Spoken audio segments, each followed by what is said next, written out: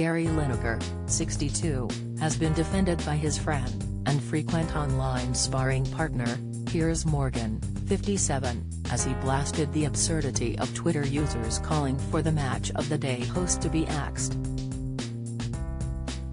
Piers compared the vitriol aimed at the BBC Sport host to that of Jeremy Clarkson, 62, who also faced a furious backlash urging ITV and Amazon Prime Video to sack him, due to his vile remarks about Meghan Markle, 41.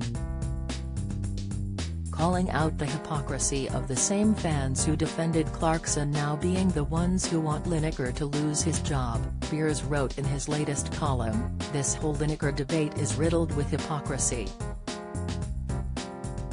He continued to The Sun, "Everyone currently screaming for him to be sacked equally vociferously called for Jeremy Clarkson not to be sacked over his incendiary column attacking Meghan Markle. Conversely, everyone currently vociferously defending Lineker also screamed for Clarkson to be sacked. We live in an era of absurd partisan tribalism where facts and consistency don't matter as much as standing up for your team at all costs.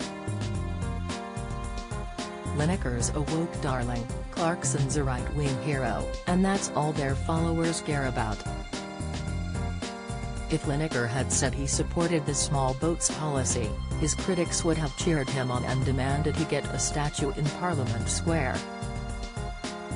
Explaining his passionate stance on the subject, the Talk TV presenter added he will always defend free speech in all its guises even if I vehemently disagree with what someone is saying, or even hate the person saying it.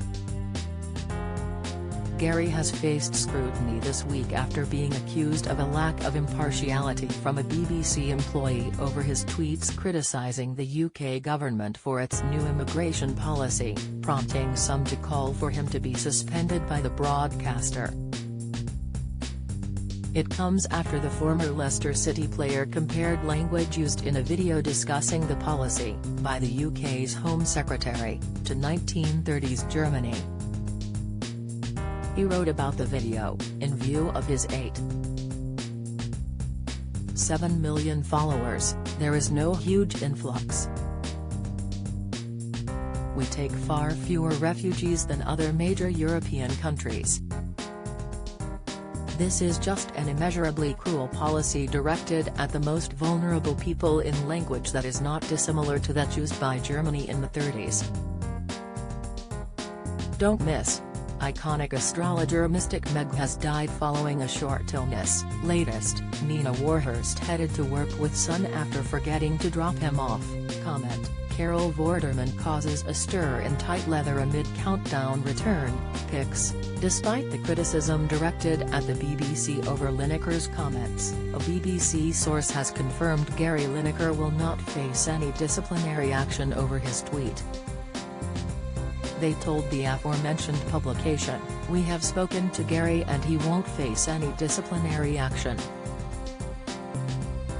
From our perspective, the situation has been resolved now and we want him to get back to what he's best at, which is being a brilliant sports presenter." Today, the presenter told reporters outside his London home that he stood by his comments, and didn't fear being suspended by the BBC. Piers also publicly backed Gary on his Talk TV show, Uncensored, telling viewers, "Gary got a bit carried away, as he tends to do. We get into it quite regularly, this is what he does and he would say the same about me. We both have strong opinions, we both believe in what we say and we express them forcefully, but we agree to disagree. And I have no problem with Gary Lineker, a football presenter, sports presenter, from giving his views. He is not a BBC News journalist, he's not anchoring the news at 10 or Question Time or Newsnight, he's a football presenter doing Match of the Day and other major sporting events. He is a celebrity and a public figure, his 8.5 million followers want to know what he thinks about stuff Why do we pretend that people like him exist in a sealed BBC bubble of perfect propriety, when no opinions exist? Who cares what Gary Lineker really says about government policy on stuff?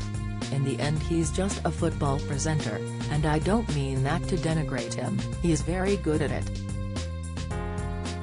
But he's not a news presenter.